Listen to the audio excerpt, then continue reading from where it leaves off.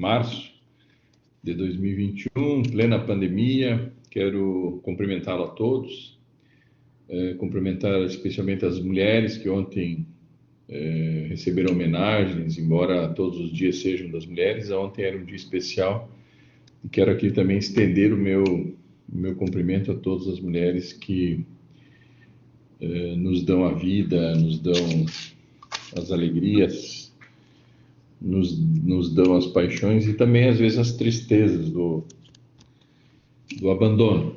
Mas parabéns a todas. Não temos o Dia do Homem, né? Acho que não merece, né? Ou quem inventou o Dia da Mulher acha que o homem dá presente para a mulher, então tem que ter o Dia da Mulher. Não sei se as mulheres não dão presente para os homens, por isso que não tem o Dia do Homem. Às vezes é uma questão comercial, mas quero cumprimentá-las, desejar a todas, depois dessa longa noite de chuva, de trovoadas, né, iniciando aí o frio pela manhã, quase um início de outono. Alguns alunos meus já me informaram que estão sem a internet, né, e que não vão poder participar da nossa aula de hoje. Temos aqui a Andressa, a Beatriz, a outra Beatriz, a Dabliane, Fabiano, Felipe, tem 3 Felipe, Gabriele, Gabriela, Karen, Karina, Luciane, Maria de Nazaré, Maximiliano, Munize, Paula, Viviane, Yuri, etc. Alguns recados iniciais já foram colocados aqui. A minha internet não está boa, Gabriele, isso. A Luísa e a Tainá falaram que estão sem luz ainda. Depois, na hora da chamada, eu peço a gentileza que me informem, né, acerca dessas situações, para que a gente não prejudique nenhum aluno nesse sentido. Vamos, então, dar início à nossa segunda aula de Direito Tributário 2, em que temos como uma agenda definida os ilícitos tributários, inicialmente. Na unidade 2, vamos falar dos processos administrativos tributários, que são os processos que envolvem a cobrança dos tributos no âmbito administrativo. E na unidade 3, vamos percorrer os processos judiciais, ou seja, a cobrança judicial dos tributos e a defesa dos contribuintes ante essa cobrança judicial. Então, vejam que o tributo tem como definição toda a prestação pecuniária compulsória instituída em lei, cobrado mediante atividade plenamente vinculada, ou seja, a atividade administrativa plenamente vinculada, dita no final dessa definição do artigo 3º do CTN, ele impõe ao administrador a necessidade de cumprir com essa obrigação, com essa atribuição imposta pela lei. Por isso que o princípio da legalidade, pessoal, não é só o que a lei permite que o administrador faça. O princípio da legalidade, e isso eu vi cair no exame da ordem, é também aquilo que a lei determina que se faça. Um cidadão comum, ele é livre para fazer, né, ou deixar de fazer alguma coisa de forma livre, a não ser que ele queira fazer alguma coisa que seja impedido pela lei. No caso da legalidade administrativa, ou imposta aos administradores públicos, a visão é contrária, a lógica é ao contrário. O administrador público só pode fazer aquilo que a lei permite ou fazer aquilo que a lei determina que ele faça. No caso da tributação, se a Constituição autoriza instituir os tributos e os tributos efetivamente são instituídos por lei ordinária, dentro e obedecendo as normas gerais de tributação impostas pelo Código Tributário, vejam que eu estou lembrando vocês os 3 graus, né, hierárquicos das leis brasileiras. A Constituição prevê os tributos a serem instituídos, ponto. A Constituição diz que as normas gerais serão tratadas numa lei complementar. Então, aí tem que produzir uma lei complementar, que é o Código Tributário. Depois, o Código Tributário diz que as leis instituirão os tributos. Que leis são essas? Se o Código Tributário não fala em leis complementares, são leis ordinárias. Inclusive, a Constituição também diz que as leis serão instituídas, né? Os tributos serão instituídos por lei. E não fala que são por leis complementares. Então, automaticamente, os tributos são instituídos por leis ordinárias.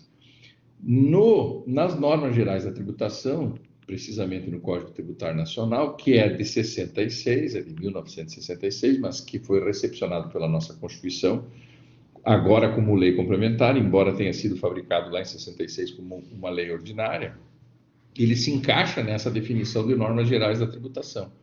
Por isso que a partir de 88, aquela lei ordinária de 66 passa a ter as atribuições estabelecidas na Constituição, no artigo 146, inciso 2, que diz que as normas gerais de tributação serão tratadas em lei complementar. Para que o Código Tributário Nacional ocupe esse espaço legislativo, né, essa figura legislativa de tratar das normas gerais, ele teve que passar a ter status de lei complementar. Então, se perguntarem para você se o Código Tributário Nacional ele é uma lei complementar ou uma lei ordinária, ele originariamente foi fabricado como lei ordinária, mas a partir de 88 ele passou a ser recepcionado pela Constituição como uma lei complementar. E nessa lei complementar, que é o Código Tributário Nacional, nós temos a definição exata do que seja um tributo. Tributo é gênero. Nunca esqueçam, os tributos são gêneros. É um gênero. Os tributos se dividem em espécies tributárias. Aí nós temos os impostos, que é uma espécie de tributo, as taxas, que é uma espécie de tributo, a contribuição de melhoria, que é uma espécie de tributo, as contribuições sociais, previsto no artigo 149, e no artigo 148 nós temos também o empréstimo compulsório, que não deixa de ser uma espécie tributária. Então, 5 espécies, né, subdividem o gênero tributo. A imprensa, às vezes, houve aumento de uma taxa e a imprensa diz, aumentaram o imposto novamente. Não, aumentaram a taxa. Aumentaram o imposto previdenciário. Não, previdência é contribuição. Então, vocês, como alunos, né, vocês não podem fazer essa confusão, né, aceitar esse equívoco. Claro que a imprensa, porque são repórteres, jornalistas que não têm conhecimento técnico, eles podem até cometer esse tipo de equívoco quanto ao conceito. Nós não. Nós, como advogados, temos que tratar tributo como gênero e as espécies tributárias, a saber, impostos, taxas, contribuições sociais, contribuição de melhoria e empréstimo compulsório. Essa divisão inicial de espécies tributárias posto no artigo 145, ela inclui apenas os impostos, as taxas e as contribuições de melhoria. Mas logo em seguida, no artigo 148, nós temos o empréstimo compulsório, no 149 nós temos as contribuições sociais. Por isso que a doutrina hoje considera que os tributos são divididos em 5 espécies. Seria uma divisão pentapartida e não tripartida como originariamente se entendia. Isso defendem vários autores, como o próprio Eduardo Sabag, né, que hoje a divisão tributária em espécies são 5, né, as divisões estabelecidas pelo próprio texto constitucional. Bom, se o tributo é toda prestação, é todo pagamento em dinheiro para o Estado, que não constitua sanção de ato ilícito, né? Tributo nunca é um castigo, nunca é uma sanção de ato ilícito, por definição, instituída por lei, tem que ter legalidade, né? Nullum tributum sine lege, ou seja, não há como ter um tributo sem lei que o estabeleça. Também, nesse mesmo texto do artigo 3º do CTN, diz que esses tributos deverão ser cobrados mediante atividade administrativa plenamente vinculada. Isso impõe, determina ao gestor público, seja ele o prefeito, seja ele o governador, seja ele o presidente da República, né, que monte uma estrutura, ele providencie uma estrutura de cobrança efetiva desses tributos, sob pena de incorrer hoje num crime, inclusive previsto na Lei de Responsabilidade Fiscal, que é a renúncia de receita. Se os tributos estão previstos na Constituição, se há uma determinação de normas gerais para instituí-los, se eles são instituídos efetivamente por lei ordinária, como são, a exceção é o imposto sobre grandes fortunas, que tem que ser instituído por lei complementar, conforme prevê a própria Constituição. Esse é um imposto que ainda não foi criado, então, logo, não tem obrigação o gestor de cobrar.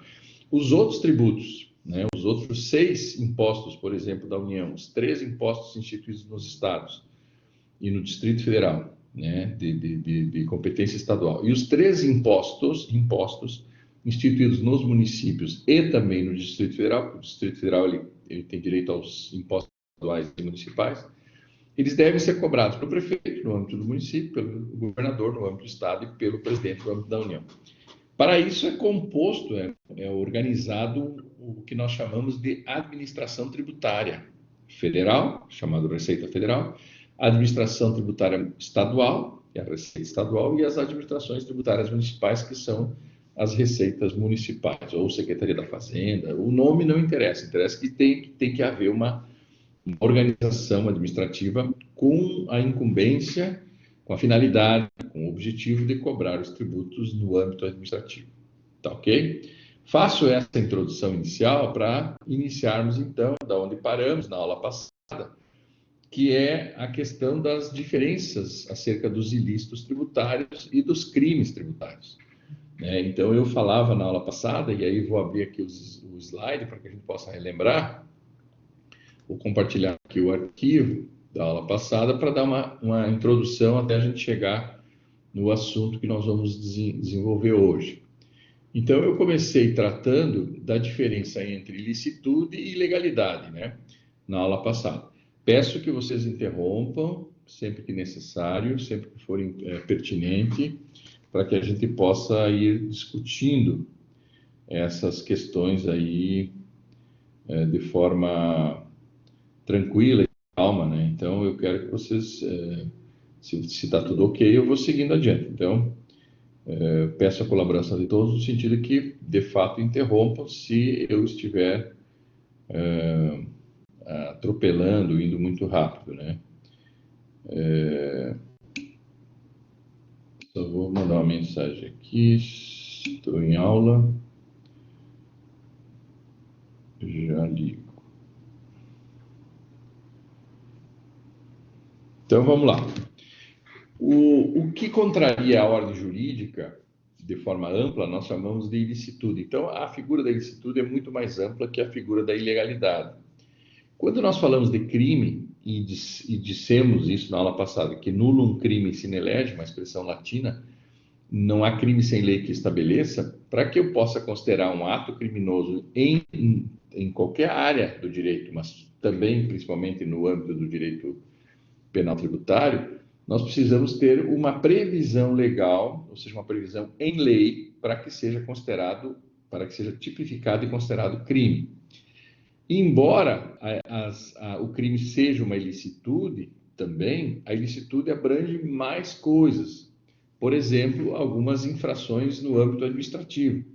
Alguns autores, inclusive, contestam essa criminalização da matéria tributária. Alguns autores contestam, não concordam com a criminalização, porque entendem que, em termos de direito tributário, direito econômico, esse direito que se preocupa, direito público que se preocupa com a tributação, ele teria mecanismos administrativos próprios para a cobrança do tributo, sem ter que levar esse assunto para a esfera criminal.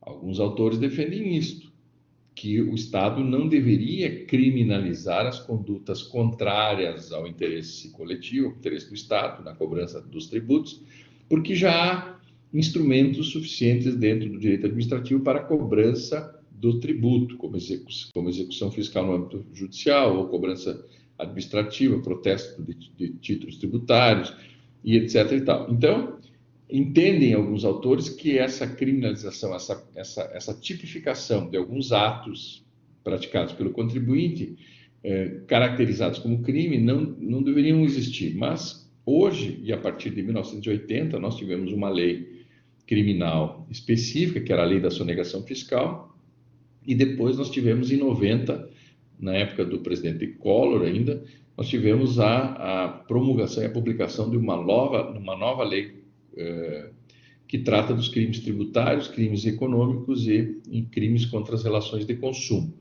Essa lei 8.137, então, trouxe a figura da legalidade em razão dos crimes praticados, tipificando objetivamente, nem sempre muito objetivamente, algumas condutas consideradas criminosas. Então, quando eu falei na aula passada que ilicitude é tudo que contraria a ordem jurídica e ilegalidade é aquilo que contraria aquilo que está escrito em lei, especificamente, eu estou esclarecendo que ilicitude é um campo muito maior e a ilegalidade é um campo mais reduzido.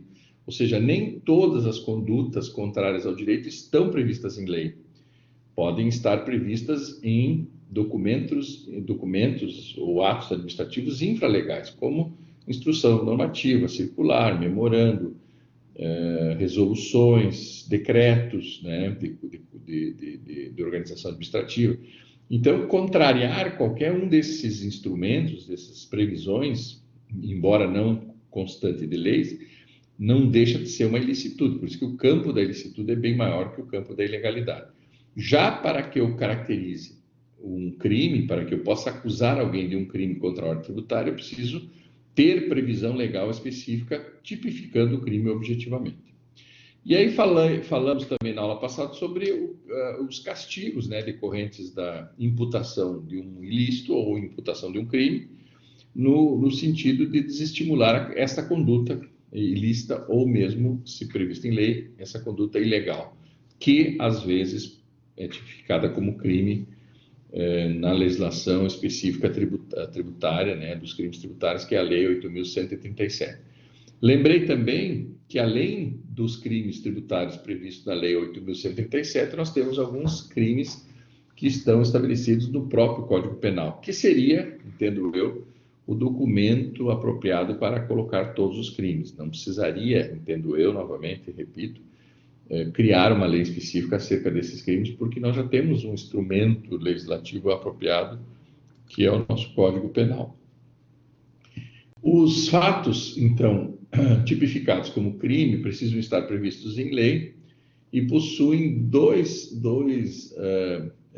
possuem uma sanção chamada sanção penal, né? Se o fato é criminoso e previsto na lei dos crimes tributários, as sanções penais que só podem ser aplicadas por um juiz de direito, né? Dentro de um devido processo judicial, com ampla defesa, contraditório, produção de provas, né? No sentido da ampla defesa, e com uma denúncia objetiva, né? Tipificando o crime claramente para que possa haver.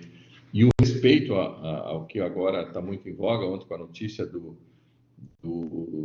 da retirada da competência do julgamento do Lula em Curitiba, o direito ao juiz natural da causa, né? Qualquer cidadão tem o direito de ser julgado pelo juiz correto, o juiz com competência para aquele. Então, nem o advogado, nem o criminoso tem o direito de escolher o juiz, nem o juiz tem o direito de escolher um criminoso para ele. Então, a Constituição prevê a figura do direito ao juiz natural para qualquer processo, tanto judicial quanto administrativo. No caso dos crimes tributários, o juiz, claro, é um juiz de direito, que pode ser, se o crime é federal, o juiz federal, se o crime é contra um tributo, né, referente a um tributo estadual ou municipal, será tratado por um juiz estadual. Nós não temos no Brasil o juiz municipal, né, não temos o poder judiciário municipal, logo nós não temos um juiz municipal. O ente federativo município é o único que não está subdividido em 3 poderes. Ele está dividido em 2 poderes, o poder executivo e o poder legislativo. Poderia ter um poder judiciário municipal? Poderia. Como tem no estado, poderia ter no município. Mas não quis a Constituição de 88 dividir em 3 poderes o ente federativo e o município. Logo, os crimes cometidos em decorrência de uma tipificação contrária à arrecadação tributária municipal será julgado pelo juiz natural, seria então o juiz estadual. Os crimes cometidos contra os tributos ou com referência aos tributos federais serão julgados pelo juiz federal, né? Então, isso seria a divisão já, e aqui esclareço a divisão do juiz natural para as questões ligadas a essa questão de competência de julgamento dos juízes. As sanções de ordem administrativa, elas podem ser aplicadas por uma autoridade administrativa em um devido processo administrativo. Então, nós dividimos as sanções em sanções penais, aplicadas, então, pelo Poder Judiciário através de um juiz, ou confirmada através de desembargadores, ministros, etc., e as sanções fiscais, que são aquelas aplicadas pela autoridade administrativa. Aqui eu faço um break, né, uma parada, para perguntar a vocês perguntar ou discutir, abrir a discussão na seguinte situação. Se já há as sanções na esfera fiscal, na esfera administrativa, haveria necessidade de trazer para o âmbito do direito penal essas questões envolvendo tributação? Essa é uma pergunta, esse é um debate que dá para se fazer inicialmente, né? Por que o Estado, né? Por que o Estado resolveu, trazer para a esfera criminal os atos contrários à arrecadação tributária, né? Então, isso é um debate intenso, né? Polêmico, muito a nível de mestrado, doutorado, né? Se trata muito dessa situação. Eu digo sempre que na fase de graduação é o momento que tu conhece o conteúdo do direito. Na fase da especialização, tu te aprofunda de forma ampla acerca do que tu aprendeu na graduação, e no mestrado, topicamente, de forma stricto sensu, que se chama, tu vai num assunto mais específico no mestrado e aprende a dar aula, né? Aprende as questões envolvendo a didática e tal. E no doutorado, tu defende um ponto de vista ou uma tese, né, que contraria uma outra tese, então seria uma antitese, uma antítese, né, acerca de um assunto específico também. Importante existir essas pós-graduações, porque elas ampliam o debate acerca do próprio direito, né? Criando novos paradigmas, criando novos entendimentos. Então, a graduação tem o seu papel e a pós-graduação, né? Quaisquer que sejam as pós-graduações, seja especialização, mestrado, doutorado ou pós-doutorado, dão ao estudante, ao acadêmico, a possibilidade de ampliar o seu entendimento no conteúdo que se interessa mais. Então, aqui, né, a gente faz esse parênteses, esse break, para discutir um pouco acerca do porquê, né, que o legislador, né, o congressista, eleito pelo povo, em tese, aí, democraticamente, né, os senadores e deputados, porque eles legislaram acerca dos crimes tributários, colocando em uma lei específica alguns tipos penais específicos. Será que não seria suficiente as sanções de ordem fiscal?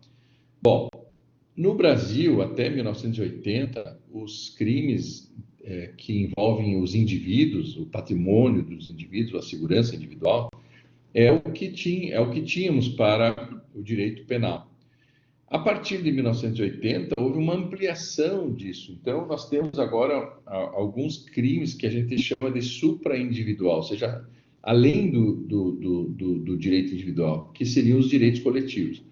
Então, há uma novidade no direito brasileiro a partir de 1980, quando, então, foi trazido para o âmbito do direito penal, né, aqueles crimes que atingem a coletividade, atingem as pessoas de forma coletiva, e não somente individual. A lógica da criminologia brasileira é atingir o mais pobre, o mais desprotegido, né? Normalmente um negro, pardo, pobre, né? Isso é comum dizer isso, eu não estou fazendo aqui nenhum julgamento de valor, nada, só estou definindo o objetivo que havia até então, né? E não sei se ainda não existe essa lógica, mas havia um interesse do legislador em legislar apenas para proteger o seu próprio patrimônio, seu próprio direito individual.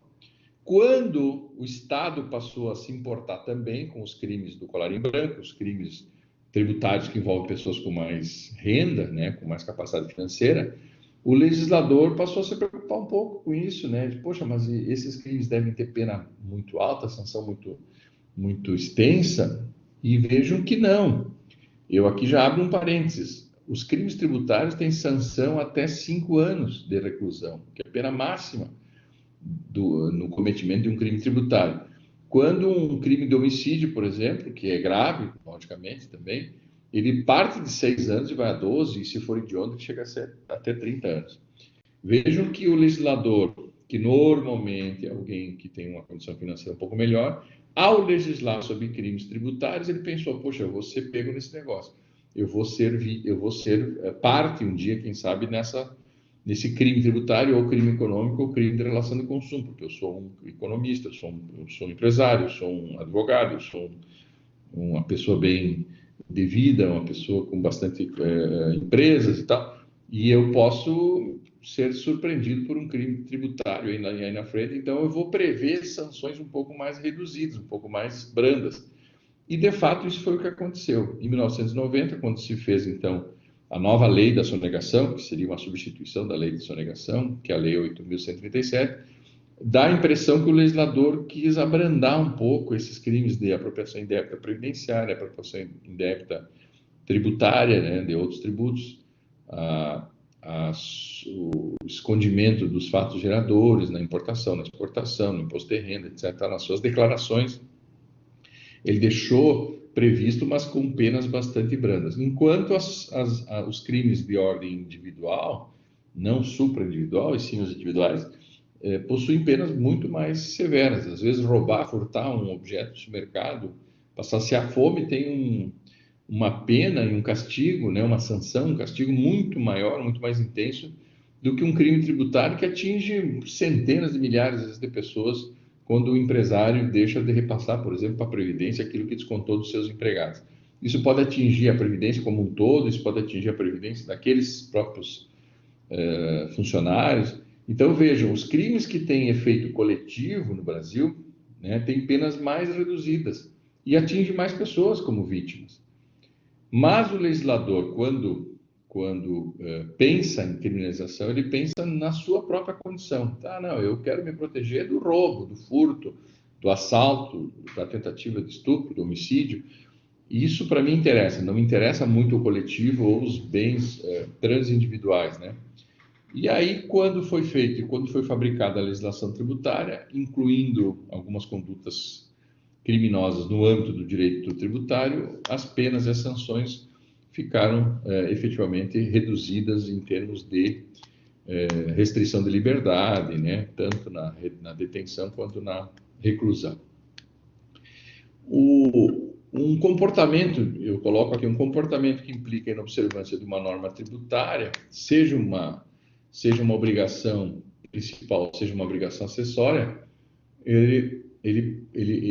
esse comportamento, né, que implica a inobservância de uma previsão legal, seja o descumprimento de uma obrigação principal ou acessória, ele implica num ilícito tributário como um todo. Vejam o que eu estou dizendo aqui. O que é um comportamento que implica a inobservância de norma tributária principal? É não pagar o tributo.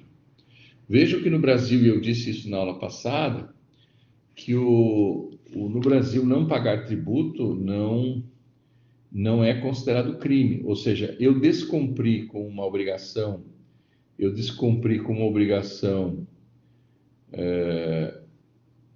principal, que é não pagar o tributo, é menos grave do que eu descumprir com uma obrigação acessória. As obrigações acessórias são aquelas obrigações que não se referem ao pagamento do tributo efetivamente.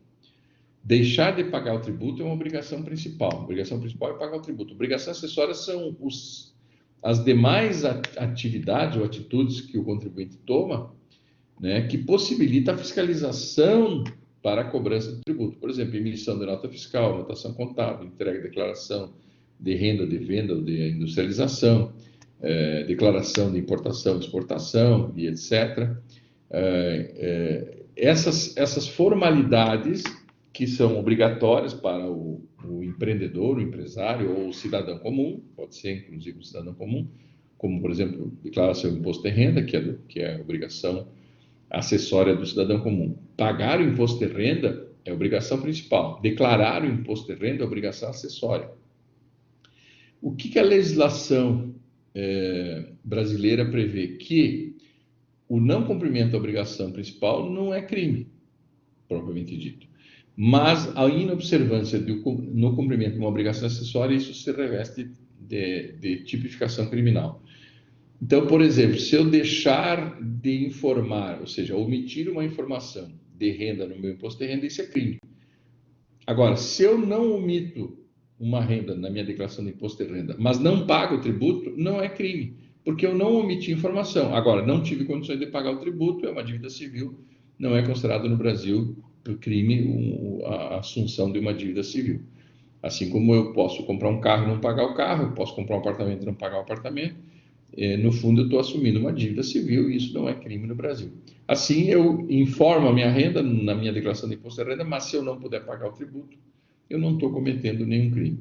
Faço essa distinção aqui inicial para que a gente comece a entender a lógica dos crimes tributários. Crimes tributários, então, ele está ligado à traição que a gente comete em relação ao Estado, no momento das informações prestadas para o Estado.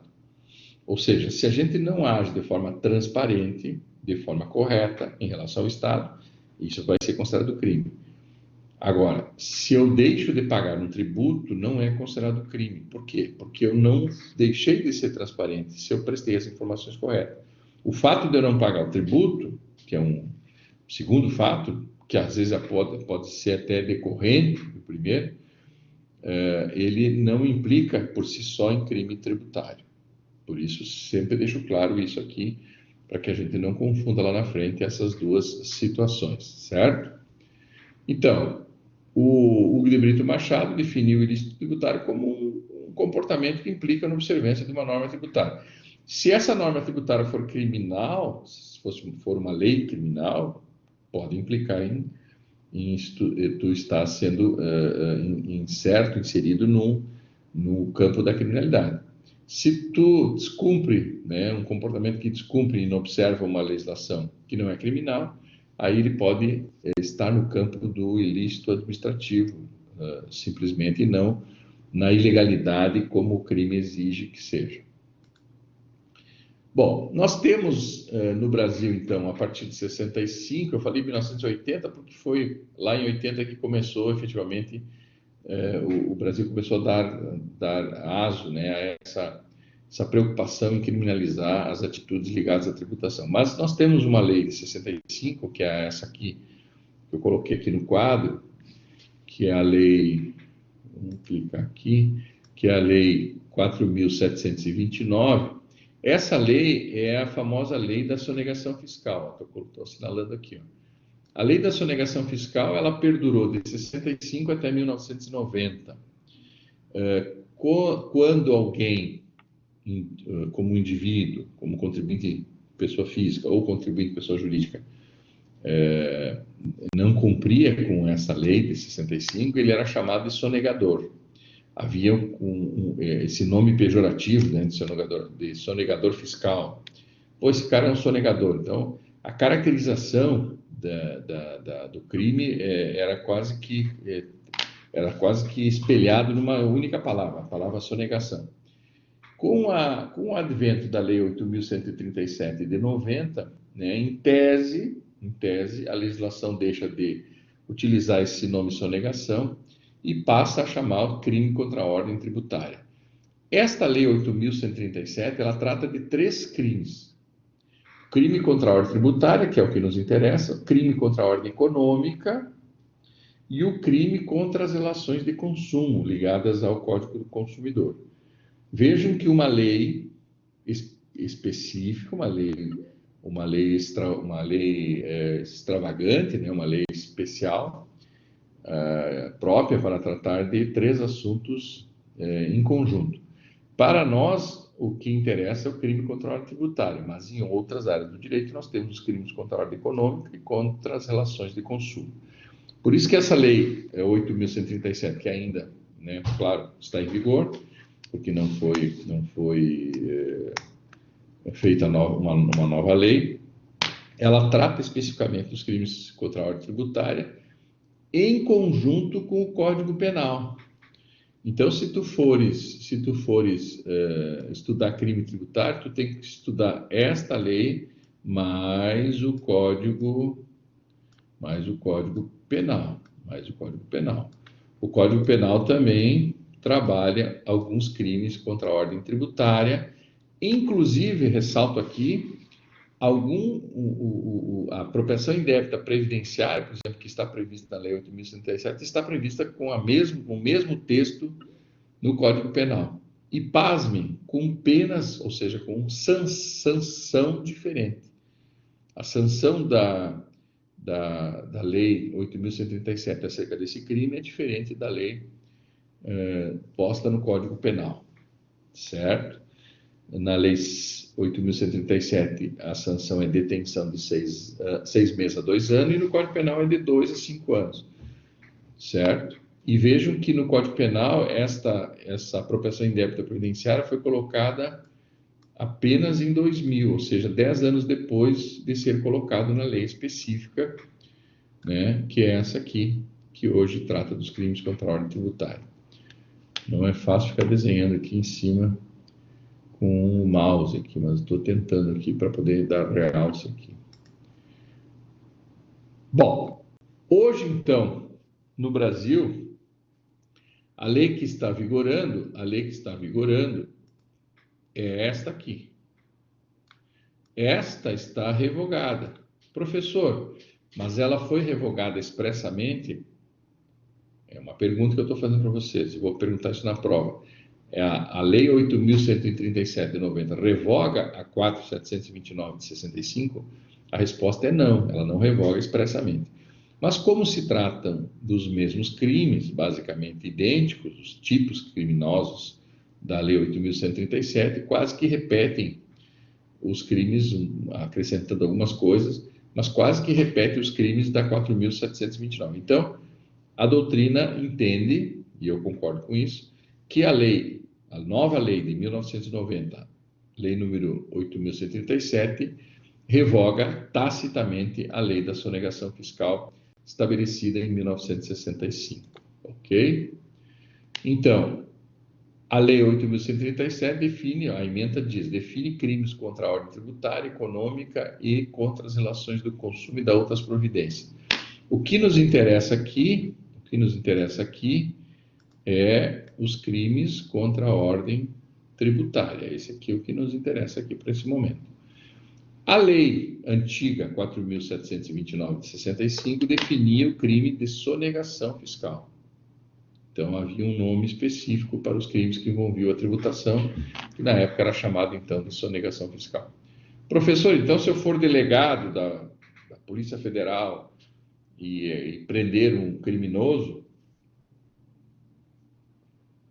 não devo chamá-lo mais de sonegador? Em tese não. Em tese tu tens que chamar ele de criminoso contra a ordem tributária. Mas isso também não muda nada, né?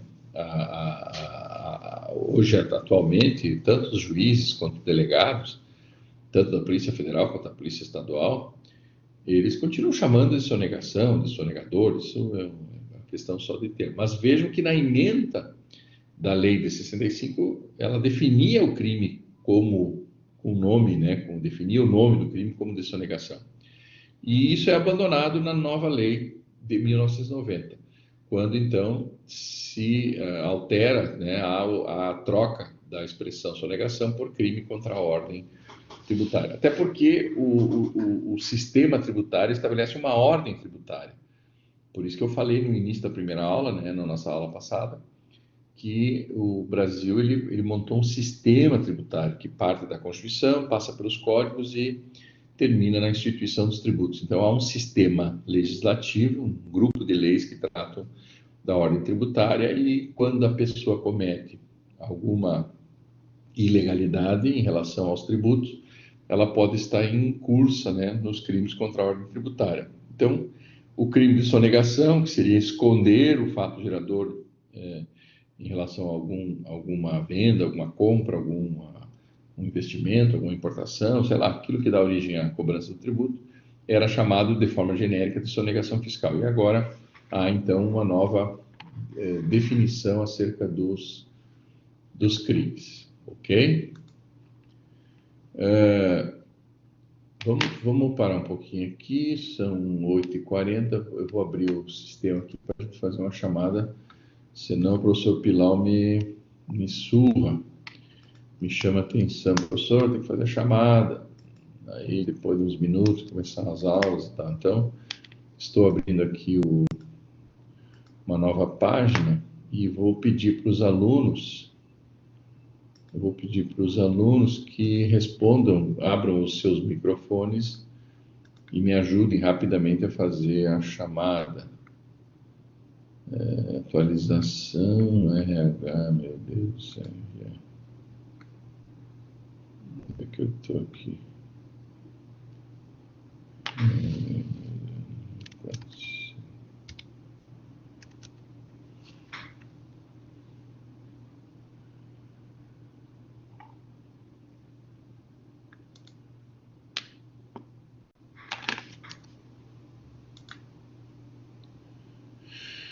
Certo, vamos lá. Tive que atualizar meu perfil aqui, que o sistema estava pedindo. Direito tributário matutino. Meus alunos, vocês estão... Deixa eu abrir aqui a tela para que vocês me enxerguem. Pelo menos vocês me enxergam, não consigo enxergar você. Abram o microfone, por favor, e me respondam rapidamente essa chamada do dia 9 de março, aqui que nós estamos hoje. Vamos abrir aqui. Aline Ferreira Fonseca, bom dia. Está presente? Bom dia, professor. Presente. Obrigado. Amanda Monteiro da Silva.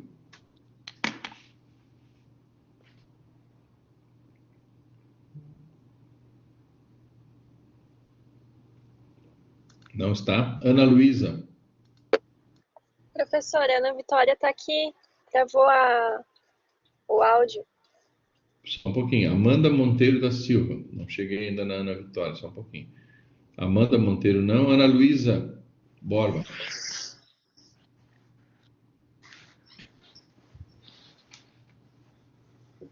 Ana Luísa Borba, não. Ana Paula. Ana Vitória. Aqui. Ok, obrigado. Andressa. Presente. Anthony. Beatriz Feller. Beatriz Vitória. Bruna Stephanie. Presente, professor. Bruno Leonardo Risso. Bruno Leonardo. Camila Abreu. Aqui. Carla Juliana Luiz. Carla Juliana Detone Luiz. Carolina Loz Armada.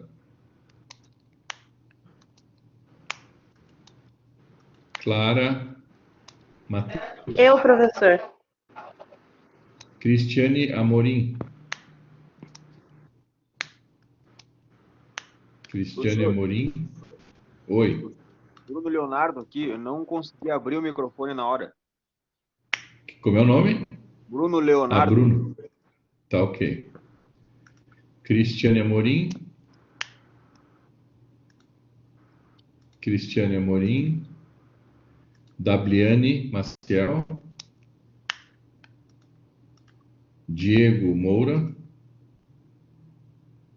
Nossa, quanta gente faltando. Diego Moura. Fabiano Massaneiro. O professor tá me ouvindo? Sim. É a Carla, tá? Tô presente Carla. também, é que o meu não abriu na hora, ele trava. Clara Matheus.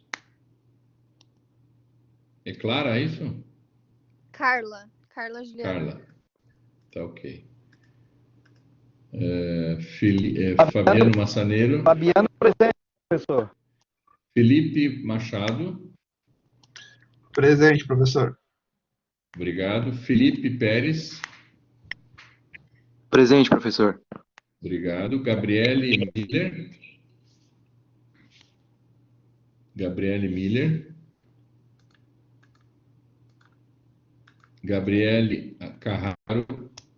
Gabriela Carraro, desculpa. Não. Iniara. Professor, o senhor está acompanhando ali no chat, porque tem várias pessoas que não estão conseguindo abrir o microfone, porque a internet do pessoal está baixa devido ao temporal. O senhor consegue ir acompanhando?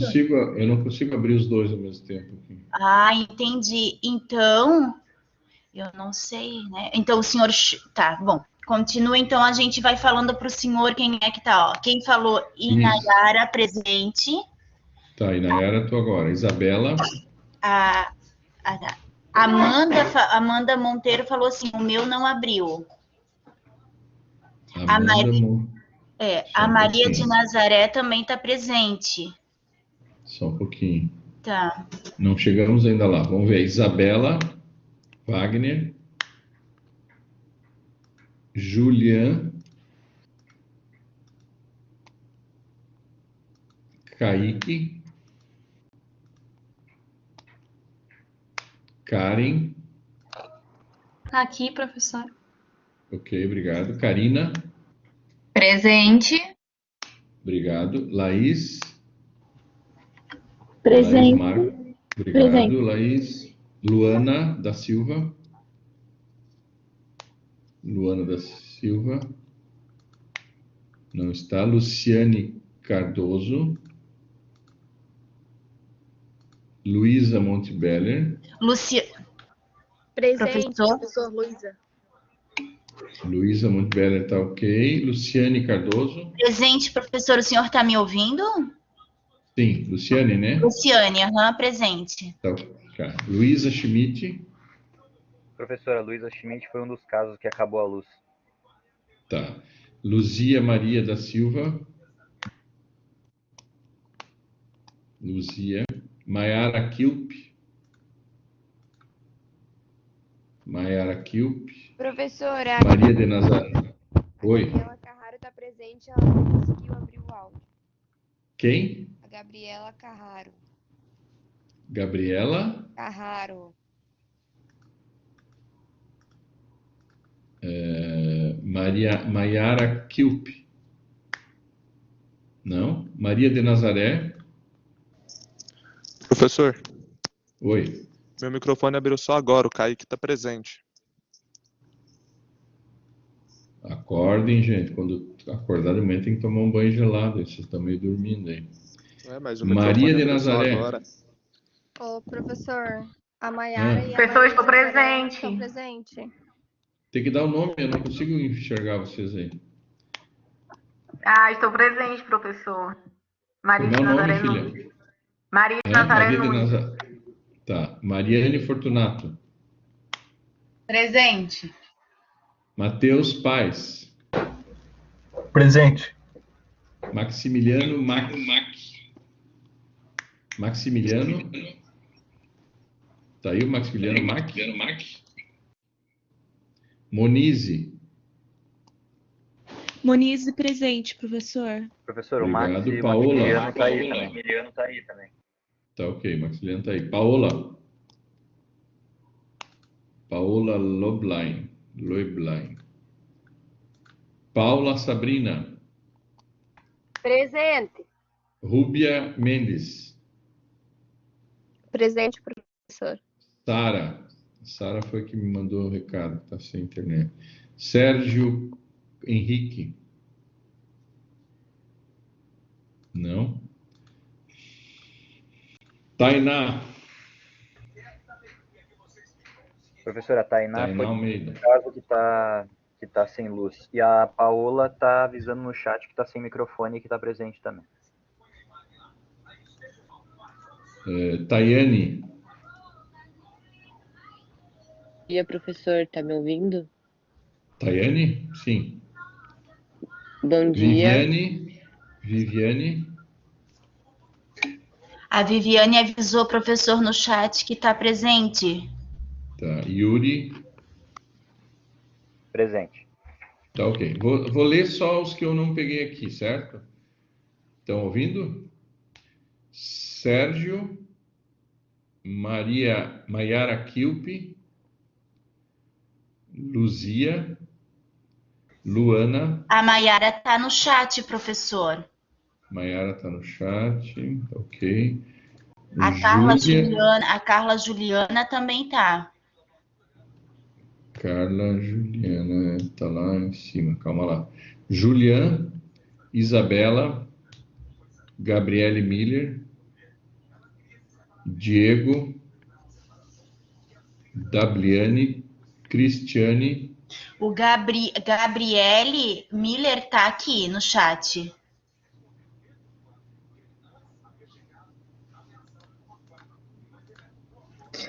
Professor, a Gabriela Carraro também está aqui, é que eu tinha proibido o site de usar o microfone, por isso que eu não consegui responder na hora, eu só consegui desbloquear agora.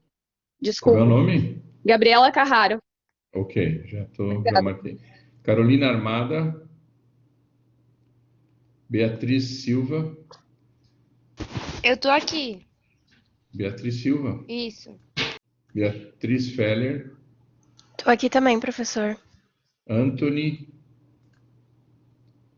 Ana Paula Ferreira. E Ana Luísa Borba. Ok, então vamos lá. Professor, Oi. o senhor me escutou? A Beatriz Feller está aqui também. Sim. Ah, tá. Obrigada. Depois vocês confiram ali o... Eu vou fechar aqui para poder vocês confirmar ali a presença, depois vocês dão uma olhadinha e eu... No final da aula eu abro novamente, certo?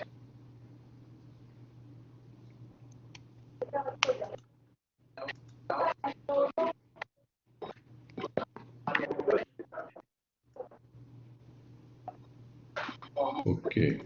Vamos lá.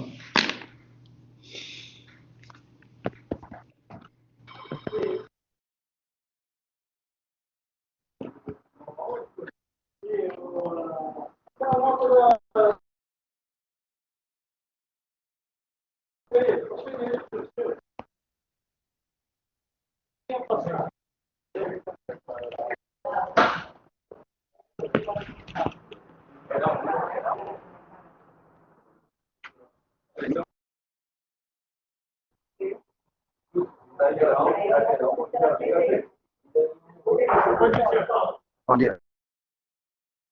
Coelho para mim de 3/4 e 2 luvas. 3/4? E 2 luvas. Que é desse tamanho? Ah? Que é desse tamanho? Toma outro.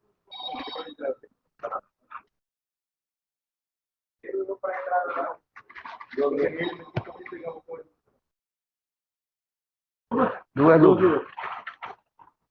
O que mais? Tá. Deu R$13.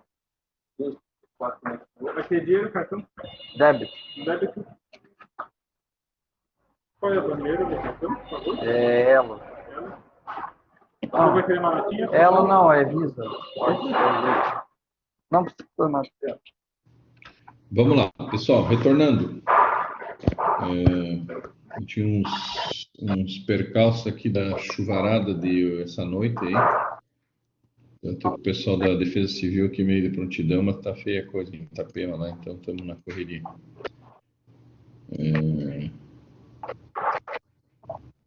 Retornando então aos crimes tributários, vamos começar a tratar agora, pessoal, dos dois artigos que nos interessam muito nessa lei dos crimes tributários, que é o artigo 1º e o artigo 2º. Eu gostaria que vocês tivessem em mãos aí, se possível, embora eu vá colocar aqui no quadro, no slide, é importante vocês terem aí a lei no computador de vocês, para que a gente possa trabalhar em conjunto. Deixa eu só abrir aqui.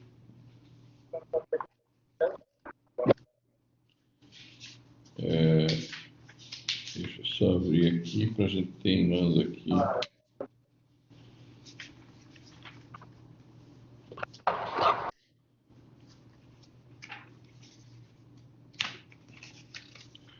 Vamos lá.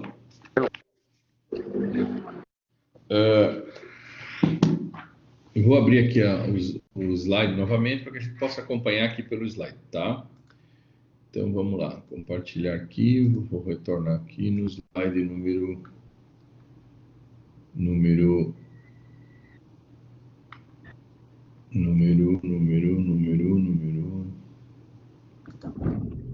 aqui.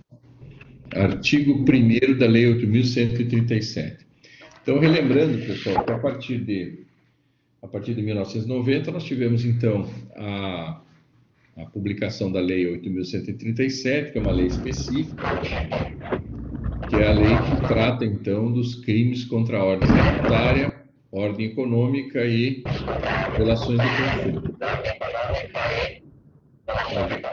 Professor, Pessoal, tem alguém aí? Não sei se você consegue mutar o Fabiano. Felipe. Pessoal que está com o microfone ligado, faz favor de desligar um pouquinho. Está dando interferência, parece uma rádio de polícia aqui.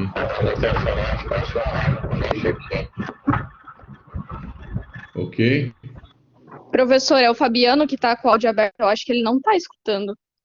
Fabiano. Acho que agora melhorou. Aqui embaixo, né? Vamos ver se eu consigo desligar aqui. Não consigo desligar o microfone dele. Não consigo desligar o microfone dele. Vamos ver se desligar aí, tá travado. Hã? Alô, Fabiano? Faz parte das aulas remotas, né? Isso aí é do jogo. Vamos lá. Olha só.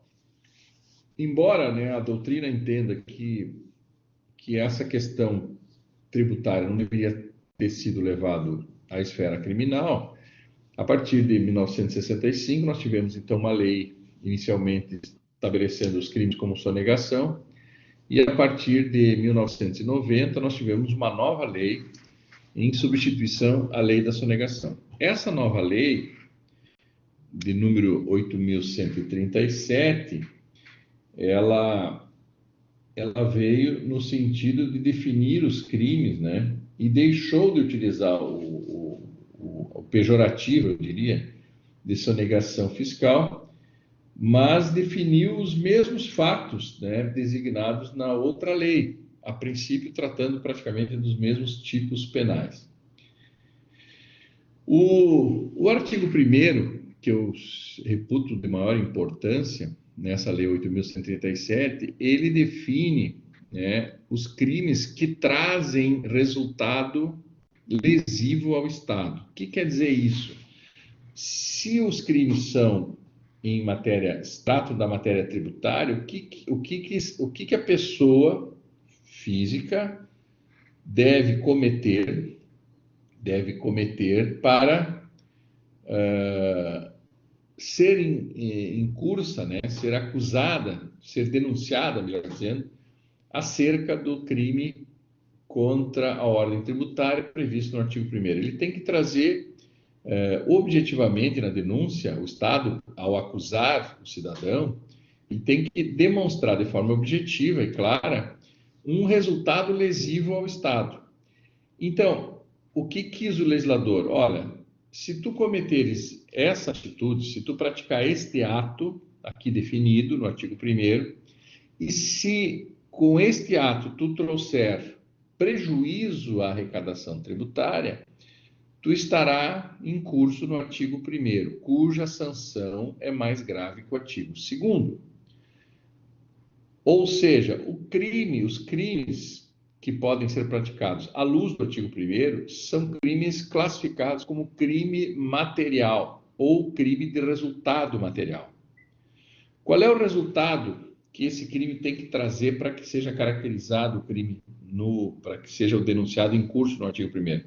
Suprimir, o resultado é suprimir ou reduzir a arrecadação tributária, suprimir ou reduzir tributos.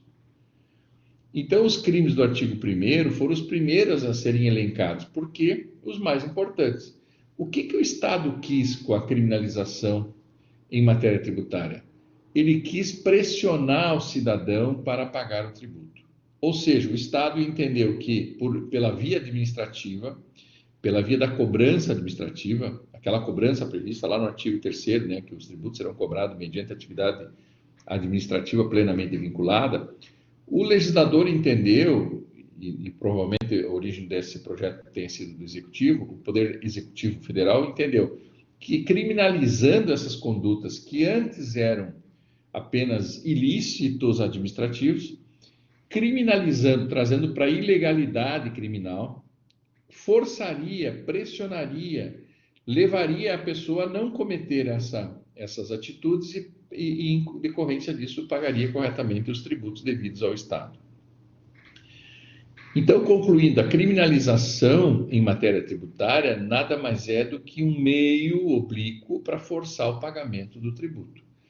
Porque se no Brasil não pagar tributo não é crime, eu preciso caracterizar alguma atuação, eu preciso tipificar algum ato que resulte na não arrecadação. Porque não pagar tributo é uma dívida civil. A Constituição não permite que eu condene criminalmente alguém por uma dívida civil, a não ser alimentos, né, que é a única exceção. Então, se na Constituição eu não tenho como criminalizar o simples fato de não pagar o tributo, eu trago um pouquinho para trás isso e digo, bom, então eu vou tentar encaixar o crime tributário em alguma atitude que o legislador definiu como criminosa, alguma atitude que possa levar à redução ou à supressão na arrecadação tributária. Eu estou indo bem calmo para que vocês possam entender, tá certo? Bem claro. Os crimes tipificados no artigo 1º da Lei 8.137 são classificados como crime de ordem material. O que é um crime de ordem material? Aquele que demonstra que a atitude criminosa trouxe um resultado objetivo. Qual é o resultado objetivo aqui exigido para caracterizar o artigo 1º? O resultado objetivo é a pessoa não ter pago o tributo, que significa suprimir tributo, ou a pessoa pagou a menor, pagou menos do que deveria ter pago, que significa reduzir tributo. Então, se a pessoa comete uma das atitudes previstas no artigo 1º e o Estado, através do Ministério Público, consegue comprovar que essa atitude X trouxe supressão, não pagamento do tributo como um todo, ou trouxe uma redução que seja na arrecadação tributária, estará então tipificado o crime material previsto no artigo 1º. Esses crimes de ordem material não são crimes de ordem formal, portanto. Crime material se diferencia de crime formal. Crime formal é quanto à forma. Eu cometi o crime, mas isso não trouxe supressão ou redução. Foi uma conduta criminosa, mas que não trouxe resultado objetivo, que é suprimir ou reduzir tributo. Esses crimes estão no artigo 2º. Os crimes do artigo 1º, eles necessariamente, e por isso a sanção é mais grave, a sanção é mais pesada, precisam estar, além da tipificação criminal, objetivamente comprovado, haverá que ter, por parte do Estado, a comprovação de que aquela atitude trouxe prejuízos à arrecadação do tributo. Certo? Os crimes de ordem material, e, portanto, aplica-se a sanção de reclusão de 2 a 5 anos, que é a previsão do artigo 1º, a sanção acerca dos crimes do artigo 1º, que são crimes de resultado, tem uma sanção de 2 anos a 5 anos. Como é que eu aplico? Aí vem a primeira pergunta, que eu gostaria que alguém respondesse para mim. Como que é possível aplicar uma pena de reclusão de 2 a 5 anos numa pessoa jurídica, por exemplo? É possível? Pense nisso e me responda. Alguém que abre o microfone aí. É possível aplicar uma pena de reclusão para uma pessoa jurídica? Essa é uma pergunta que exige uma resposta, porque é fundamental. Porque aqui nós já começamos a entender a quem está direcionado essa questão criminal. Ninguém responde aí o que estão dormindo? Os crimes tributários, eles só podem atingir a pessoa física, mesmo que seja um agente que representa uma pessoa jurídica, mas ele atinge a pessoa física. A Ana Paula, depois dessa chuva, a Nete foi para o Beleléu. A Paola deu uma saidinha, resolver um probleminha. São Paulo conseguiu me colegar. Colegar não. 4G. Presta atenção. Os crimes do artigo 1º, por serem crimes classificados como crime imaterial ou de resultado, eles precisam efetivamente apresentar um resultado material. O que é o resultado material? Algo que seja palpável. O que é palpável nessa situação? É a arrecadação tributária. Tributo é matéria, é dinheiro. Todo tributo é uma prestação pecuniária, é um pagamento em dinheiro. Então, se a pessoa comete um dos crimes tipificados no artigo 1º e isto resulte numa arrecadação a menor ou ausência de qualquer arrecadação, que seria a expressão suprimir tributo, nós estaríamos então diante de um crime de resultado material ou crime de resultado, certo? Então, o artigo ele coloca assim, ó, constitui crime contra a ordem tributária suprimir ou reduzir tributo ou contribuição social. É um absurdo, porque contribuição social é uma espécie tributária, não precisava ter sido colocado aqui, mas tudo bem. E qualquer acessório, reduzir, suprimir, contribuição e qualquer acessório mediante as seguintes condutas. E aí nós temos que trabalhar essas condutas aqui no artigo 1º. Olha só. Omitir informação ou prestar informação falsa às autoridades fazendárias. Então, é um crime de omissão ou de prestação de declaração falsa. O fato de omitir informação ou prestar informação falsa à autoridade fazendária e que decorrente dessa ação ou essa omissão comprovadamente houver supressão ou redução do tributo, nós estamos ao abrigo do crime previsto no artigo 1º. Preste atenção. Um cidadão, ao declarar seu imposto de renda, agora até o dia 30 de abril, ele omite uma renda. Por exemplo, ele tem o salário dele, que a empresa declara que pagou para ele, ele vai lá na declaração de imposto de renda e coloca o salário que ele recebeu. Até porque se ele não coloca o salário, a Receita Federal consegue cruzar as informações e o empregador declarou que pagou, ele não declarando que recebeu, vai cair na malha fina. Isso hoje, pela internet, pela digitalização dos dados, pela informatização das declarações da Receita Federal, isso é muito comum, isso é muito possível, isso é absolutamente certo. Se o empregador declara que te pagou o salário e isso é a tua renda, tu deves declarar que tu recebeu essa renda para fins de pagamento do imposto de renda. Se tu omite essa informação e como resultado dessa omissão, tu deixou de pagar o imposto de renda, o crime não é deixar de pagar o imposto de renda. Isso é o resultado material. O crime é o fato de tu omitir a informação acerca da tua renda. Professor, o meu empregador declarou que me pagou 100 mil no ano passado. Eu tenho que declarar que recebi 100 mil dele. Eu tenho que colocar lá na minha declaração da Receita Federal, na minha declaração de ajuste, né, anual, eu tenho que colocar o CNPJ dele e colocar que ele me pagou 100 mil reais como tributação, renda tributária. Mas, professor, eu tenho também um aluguel de um imóvel que eu herdei do meu pai, que me dá aí 5 mil por mês, um imóvel bom, então eu aluguei por 5 mil por mês. Então, 12 vezes 5 dá 60 mil. Eu recebi mais 60 mil de renda oriunda do aluguel. Eu peço para o meu inquilino não declarar que me pagou e eu também omito essa informação de que recebi os 60 mil lá na minha declaração de ajuste anual do imposto de renda. Isso é crime? Isso é o crime. Isso é o crime de omissão de informação. Professor, mas isso é uma declaração falsa. Declaração falsa se eu tivesse declarado que eu recebi 50 mil quando eu recebi 60. Então, eu prestei uma declaração falsa. No caso de eu omitir integralmente a minha renda dos aluguéis, é omissão de informação. Se eu omitir essa informação da autoridade fazendária e isso trouxe uma redução na arrecadação tributária, imposto de renda daquela pessoa física que omitiu a informação, essa pessoa estaria, então, em curso no inciso 1 do artigo 1º da Lei 8.137 e sofrerá uma ação penal.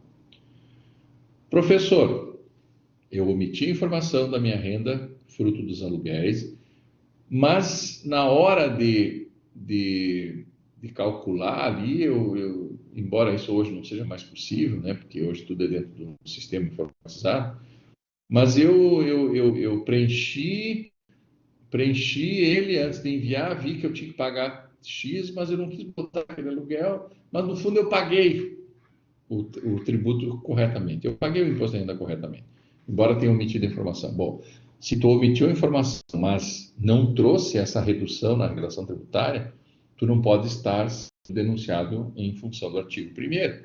Tu está lá no artigo 2º, porque aí é um crime formal, que não exige um resultado material. Olha a diferença que eu estou trazendo para vocês. Os crimes do artigo 1º são crimes de ordem material. Eu tenho que cometer uma destas 5 infrações, uma desses 5 tipos penais que estão aqui na tela, e o resultado deve ser comprovado como supressão ou redução na arrecadação tributária. O simples fato de eu omitir informação sem resultado material não importa que eu seja condenado pelo artigo 1º. Se eu omitir informação, mas eu sou isento, sou imune, por exemplo, desse imposto, e mesmo assim eu omiti informação, mas isso não me traria vantagem nenhuma e nem prejuízo ao Estado, eu não estou em curso no artigo 1º. Aí eu estaria, no máximo, em curso no artigo 2º, que é um crime de ordem formal. Os crimes do artigo 1º são crimes de ordem material porque exigem comprovação efetiva do resultado. Qual é a comprovação efetiva do resultado que o denunciante, que é o Ministério Público, precisa comprovar? A supressão ou redução na arrecadação tributária. O crime de homicídio é um crime de resultado, só para vocês imaginarem, né, assim, uma comparação. O homicídio exige que haja um corpo, né, exige que haja alguém que tenha morrido, né. Eu não posso acusar alguém de um homicídio sem ter comprovadamente um corpo de uma pessoa morta. Homicídio pressupõe a materialidade. A materialidade é o corpo da pessoa que ele veio a cometer o crime. No Brasil, agora, com esse caso do Bruno, né, que foi acusado e condenado pela morte da esposa ou da namorada, sei lá, ele foi condenado por um crime de ordem material, um crime caracterizado como crime de resultado, sem ter comprovação efetiva da materialidade. Então, sob todos os aspectos, também é contestável essa condenação dele. Não que eu não acho que ele tenha cometido, até acho que cometeu mesmo, ele e os seus comparsas lá, mas em termos legais, né, numa análise aqui, mais fria, sem paixão, a gente teria que colocar um ponto de interrogação nessa condenação desse goleiro, ex-goleiro do Flamengo aí, que acusado e condenado pelo crime, embora não tenha a materialidade não tenha sido confirmada. Então, nos crimes de ordem material estabelecidos aqui, nós temos, primeiro, omitir informação ou prestar declaração falsa às autoridades fazendárias e que isso tenha causado um déficit na arrecadação, né? Materialidade é a ausência da arrecadação total, que seria supressão, ou redução de tributo, que seria o pagamento a menor. O segundo tipo penal deste artigo é o inciso 2, né? Fraudar a fiscalização tributária inserindo elementos inexatos ou omitindo operações de qualquer natureza em documentos ou livros exigidos pela lei fiscal. Fraudar a fiscalização inserindo elementos inexatos. Veja, aqui se diferencia um pouco da omissão de informação, mas está muito perto de prestar declaração falsa, né? Pessoal, olha só, um tributo para ser cobrado, a primeira coisa que exige é que tenha uma lei, certo? Estão vendo ali em cima, pessoal? Que eu estou colocando aqui em cima? Primeira coisa, para que um tributo seja cobrado, precisa ter uma lei instituindo o tributo, certo? Perfeito? Esta lei, ela precisa prever em que hipótese, o que precisa acontecer, ou seja, que hipótese de incidência esse tributo alcançará. Então, a hipótese de incidência de um tributo é aquilo que precisa acontecer para que a pessoa venha pagar o tributo. Ok? Hipótese de incidência. HI aqui, ó, HI. Estou colocando aqui as abreviações. Eu tenho a lei, essa lei diz, se tu vier a ter renda, tu deverá pagar imposto de renda. Esse, se tu vier a ter renda, deverá pagar imposto de renda para a União, é a hipótese de incidência do imposto de renda. Então, quem vier a ter renda, terá que pagar imposto de renda. Então, eu tenho uma lei dizendo isso, que é o primeiro requisito. E eu tenho a hipótese. Agora, essa hipótese precisa acontecer no mundo real, no mundo das pessoas. Essa hipótese de incidência, se ela acontece, se eu tenho renda, como prevê a lei, se eu passo a receber uma renda, seja do meu trabalho, ou seja de aluguel, arrendamento, sei lá, é porque aconteceu o quê? Um fato gerador, deixa eu botar um pontinho aqui, fato gerador do tributo. O fato gerador do tributo, aqui eu vou colocar uma seta aqui, ó. Esse aqui é o momento crucial que dará origem ao quê? Uma obrigação tributária efetivamente. Professor, a lei existe. A lei existe, ok? Ok. A hipótese de incidência diz que quem vier a ter renda vai ter imposto de renda. Mas se o fato não aconteceu? Bom, se o fato não aconteceu, aí não dá origem a uma obrigação tributária, que seria o quarto campo aqui do nosso fluxograma. Obrigação tributária. A obrigação tributária, então, ela se origina do fato gerador do tributo. Ok? A obrigação tributária é fruto do fato gerador, previsto como hipótese de incidência na lei que instituiu o tributo. Então, a lei do tributo estabelece uma hipótese de incidência que se confirma se acontecer um fato no mundo real e esse fato dá origem a uma relação jurídica que é a obrigação tributária. Eu estou colocando para vocês aqui, em cima, aqui no slide, tentando ser mais didático possível, para dizer para vocês que esse momento aqui, ó, eu até vou botar em vermelho aqui agora, fazer uma coisa mais bonitinha. Esse momento aqui, ó, é um momento crucial para que o Estado possa cobrar um tributo de alguma pessoa física ou jurídica. Não basta ter uma lei prevendo uma hipótese. Tem que acontecer o fato gerador. Esse fato gerador precisa ser de conhecimento da Receita Federal, da Receita Estadual ou da Receita Municipal. Então, omitir informações acerca deste fato aqui é o crime. É aqui que acontece o crime. É nesse momento que eu omito a informação.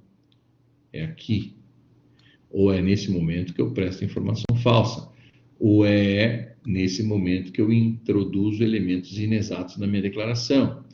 É nesse momento que eu falsifico ou altero a nota fiscal acerca do fato gerador da minha venda. Certo? Então, vejam, quando a lei é aprovada prevendo uma hipótese de incidência, quando a lei é aprovada prevendo uma hipótese de incidência, até aqui não há obrigação tributária. A obrigação tributária passa a existir quando o fato gerador do tributo confirma aquela hipótese prevista naquela lei que instituiu o tributo. Tendo o fato gerador acontecido, ele dará origem ao quê? A uma obrigação tributária. E essa obrigação tributária, então, será lançada como tributo. E aí nós temos a figura aqui do lançamento tributário. Lançamento tributário.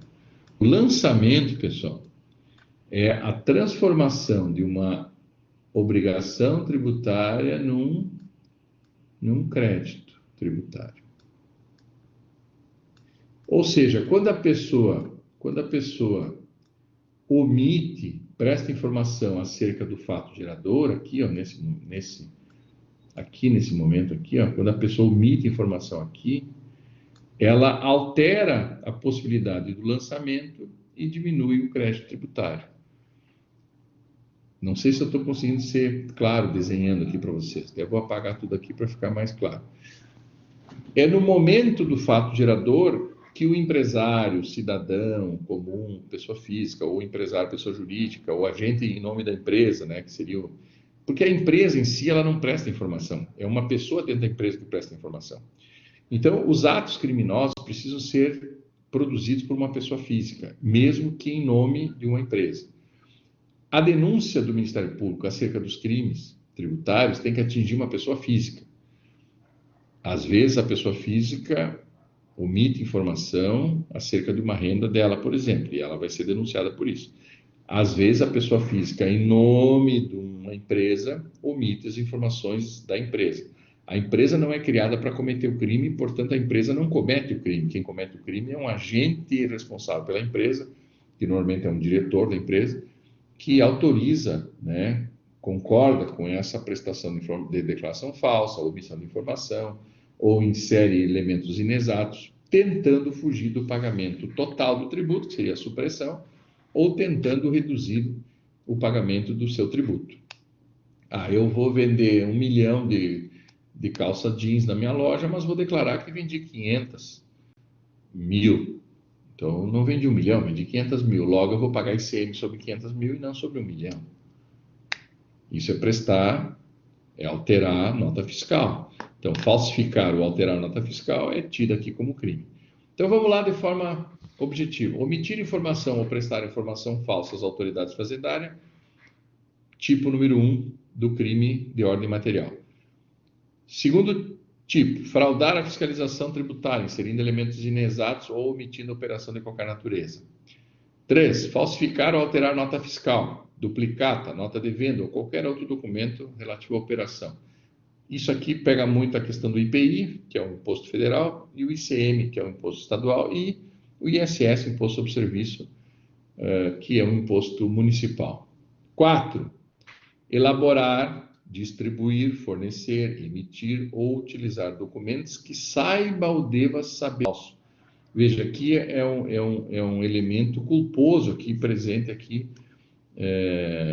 no rol dos crimes tributários. Ele coloca aqui um pouco de dúvida, né? É um crime tentado. Olha, eu sabia que era falso, eu sabia que que os documentos eram inexatos, mas... Então, é um crime, em tese, negligência, seria uma negligência, seria um crime culposo aqui, né? Sairia do âmbito do crime doloso. Mas está aqui no inciso 4 do artigo 1º. E o inciso 5 diz, negar ou deixar de fornecer, quando obrigatório, nota fiscal. Veja que nós temos lá, falsificar ou alterar nota fiscal, no inciso 3, e aqui no inciso 5, negar ou deixar de fornecer, quando obrigatório, nota fiscal. Bom, o fato de eu negar ou deixar de fornecer nota fiscal não se conclui automaticamente, diretamente, que houve supressão ou redução de tributo. Portanto, o STF, ele considerou, pessoal, numa decisão que esses crimes do 1 ao 4, eles precisam ter comprovação material da supressão ou redução do tributo. Então, a materialidade, os crimes de ordem material estariam de 1 ao 4. E que o crime cometido à luz do inciso 5, não haveria necessidade de demonstração do resultado material. O fato só de negar ou deixar de fornecer nota fiscal já seria o suficiente para que seja considerado crime. A materialidade precisa ser comprovada nos 4 primeiros incisos e não precisa ser comprovada a materialidade para aplicar o tipo penal do inciso 5, que é negar ou deixar de fornecer, quando obrigatório, nota fiscal do documento relativo à venda de mercadoria, prestação de serviço, venda de mercadoria para ICM, venda de serviço para ISS ou fabricação seria o IPI. O que eu estou dizendo aqui para vocês que os crimes tipificados como do artigo 1º, então, são crimes de ordem material, de 1 a 4, e de ordem meramente formal, que seria o 5º. Mas isso é um entendimento atual, né, ainda em vigor do STF. Para o Hugo de Brito Machado, no seu livro, ele coloca todos eles como crime de ordem material. Crime de ordem material, certo? Mas o STF quis, né, numa interpretação literal, entendeu que o inciso 5 não se caracteriza como um crime de ordem material e, portanto, não é um crime de resultado, mas não deixa de ser um crime contra a ordem tributária. O que eu estou tratando aqui com vocês são dois tipos de crimes contra a ordem tributária, os crimes de ordem material e os crimes de ordem formal. Os crimes do artigo 1º, efetivamente, de 1 a 4, do inciso 1 a 4, crimes de ordem material. O inciso 5 do artigo 1º e os incisos do artigo 2º, crime de ordem formal, que não precisam comprovação do resultado para que a pessoa seja condenada. Assim, nós temos uma sanção mais rígida. Aqui eu coloco, ó, não se tipifica crime material contra a ordem tributária previsto no artigo 1º, previsto no artigo 1º, antes do lançamento definitivo do tributo. Então, do inciso 1 ao 4, enquanto não houver lançamento definitivo do tributo, que comprove a supressão ou a redução, porque se não lancei o tributo, como é que eu vou comprovar que houve supressão ou redução? Se não há ainda lançamento tributário, que comprove que houve pagamento a menor ou não houve pagamento algum, né, supressão ou redução do tributo, como são crimes de ordem material, de 1 a 4, há necessidade de haver comprovação por parte do denunciante que houve redução ou supressão tributária. Já o inciso 5, que seria, então, aquele que nós nos referimos anteriormente, negar ou deixar de fornecer quando obrigatório nota fiscal, não há necessidade de lançamento definitivo do tributo que comprove que ele pagou menos ou deixou de pagar o tributo para que seja considerado crime de ordem material. Então, essa súmula do STF aqui cai muito nos concursos públicos, a súmula 24 do STF, onde diz que não se tipifica crime material ainda, mesmo que a pessoa tenha praticado aquelas condutas, se não houver definitivamente o lançamento do tributo. Então, por exemplo, se um fiscal chega na tua empresa e diz que tu omitiu informação acerca de uma operação financeira, por exemplo, para fins de fugir do IOF, ou se tu alterou uma nota fiscal e a fiscalização pegou, e tu estás ainda discutindo isso no âmbito administrativo, não deu ainda tempo, não houve possibilidade desse fiscal passar essa informação para o auditor lançar o tributo, porque como tu está no prazo de impugnação, de recurso administrativo, o lançamento definitivo ainda não aconteceu. É lógico que antes do lançamento definitivo, não há como o Estado comprovar que houve supressão ou redução. Logo, não pode condená-lo por um crime de ordem material, porque a materialidade ainda não está comprovada em função de estar sendo discutido isso no âmbito administrativo. Nós, advogados, para impedir uma denúncia criminal, né, dos crimes mais graves, que é do artigo 1º, principalmente do inciso 1 ao 4, nós protocolamos impugnação, recurso, agravo, embargo declaratório no âmbito administrativo para poder ganhar tempo, até para o empresário, às vezes, buscar dinheiro no mercado ou vender alguma coisa para poder pagar o tributo, até para extinguir a punibilidade. Então, a gente enrola o processo administrativo o suficiente para que ele não receba uma denúncia criminal. É lógico que ninguém gosta de sofrer uma ação penal. O que mais assusta as pessoas é uma ação penal. Ninguém gosta de dizer, eu estou sendo processado criminalmente. Ninguém gosta de ser chamado de criminoso. Então, às vezes, os empresários procuram nós, advogados, para ganhar tempo, né? Olha, eu, de fato, omiti uma informação, prestei uma informação falsa lá numa nota fiscal, sei lá, numa declaração que eu deveria prestar para a Receita, mas eu não quero sofrer uma ação penal. Então, para que não haja ação penal em andamento ainda, né, para impedir a denúncia, inclusive, é importante, às vezes, percorrer mais longamente um processo administrativo, inclusive para dar tempo do empresário se recuperar financeiramente e conseguir o dinheiro para fazer o pagamento. Se o empresário faz o pagamento antes da denúncia, ele extingue a punibilidade e não sofre ação penal. Então, os crimes de resultado, como eles exigem que haja um lançamento definitivo e que haja comprovação que depois de lançado o tributo não houve o pagamento, né, para confirmar a materialidade do crime, dá tempo, né, dependendo da situação, dá tempo da gente levar o processo administrativo mais adiante para impedir o processo judicial criminal que possa atingir o teu cliente. Certo? Nós vamos trabalhar essa questão da extinção da punibilidade pelo pagamento mais lá na frente. A sanção dos crimes do artigo 1º, que são os crimes de ordem material, que exigem provação inequívoca de que a pessoa cometeu o crime e não recolheu o tributo devido.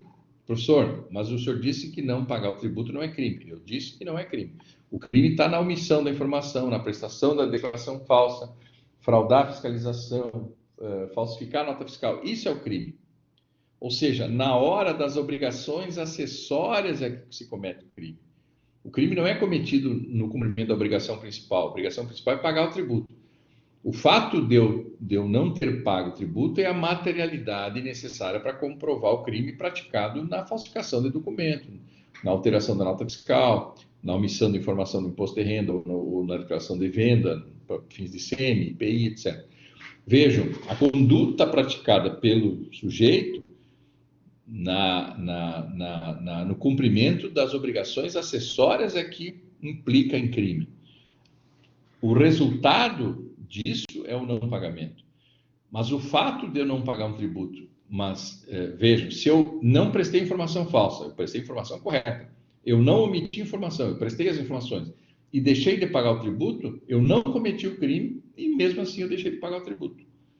Ou seja, o não pagamento do tributo não é o crime em si. O crime está na omissão de informação, prestar informação falsa, fraudar a fiscalização, etc, etc. Ou seja, quis o legislador que o crime acontecesse na fase ali do fato gerador. Quando eu escondo o fato gerador, que possibilita o lançamento do tributo, ali que é o crime. Ali que é a receita, o leão, que é o rei da selva, né, que é o símbolo da federal, busca informações. É ali que ele fiscaliza, é ali que a malha fina pega. É exatamente nesse momento das informações que a empresa ou o cidadão presta ao fisco que o crime acontece, não efetivamente no momento do pagamento ou não do tributo. Certo? A sanção, pessoal, desses crimes de ordem material, que exigem comprovação do inciso 1 ao 4 e não exigem comprovação se for do inciso 5, né? O lançamento definitivo é que exige a materialidade, né? Que comprova a materialidade do crime. A pena de reclusão, vejam aqui, ó, reclusão é cadeia, pessoal, é grade, ó, grave. Reclusão de 2 a 5 anos, mais multa definida pelo juiz, conforme os critérios do Código Penal. Professor, aqueles casos de apropriação indébita tributária, isso é no artigo 2º que nós vamos ver agora, Bruno. Nós vamos entrar no artigo 2º, que é onde aparece a apropriação indébita tributária, ok? Esgotado os tipos penais do artigo 1º, nós ingressamos, então, no tipo penal do artigo 2º. O artigo 2º, ele, então, deixa de considerar crime material e passa a tratar os crimes que são da mesma natureza, só que de ordem formal ou de conduta. Crime de ordem formal ou de conduta, ou de mera conduta, são consumados independente do resultado. Veja, mesmo que eu venha fazer declaração falsa,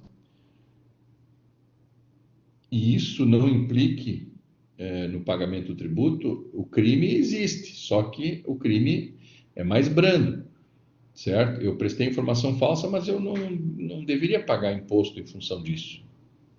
Então, como não houve redução ou supressão, o dano causado à coletividade ou o dano causado ao Estado não acontece.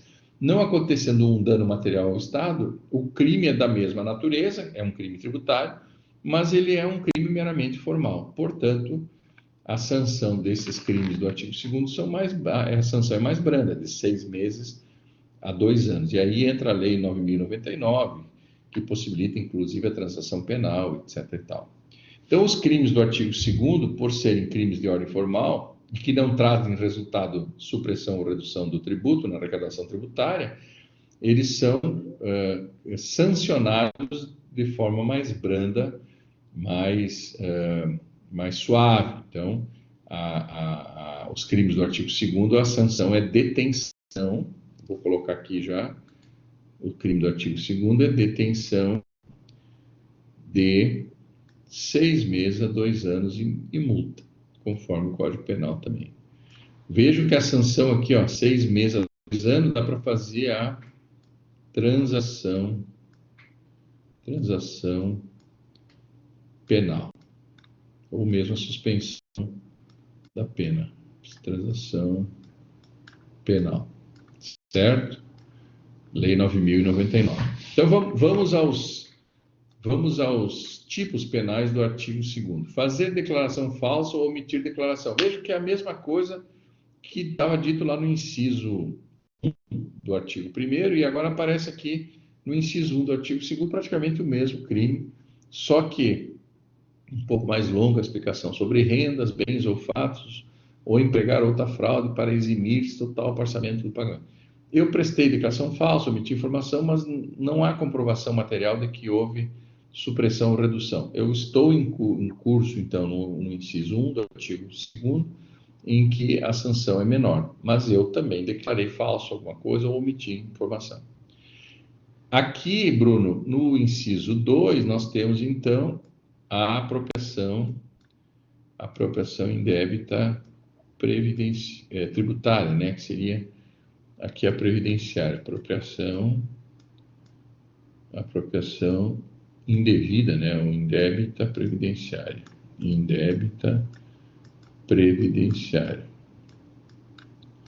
Essa apropriação indébita previdenciária está caracterizada, então, como um crime de ordem formal. Olha só, deixar de recolher no prazo, ou seja, no fundo ele recolheu, só deixou de recolher no prazo definido em lei. Valor de tributo, qualquer tributo, ou contribuição social, que também é um tributo.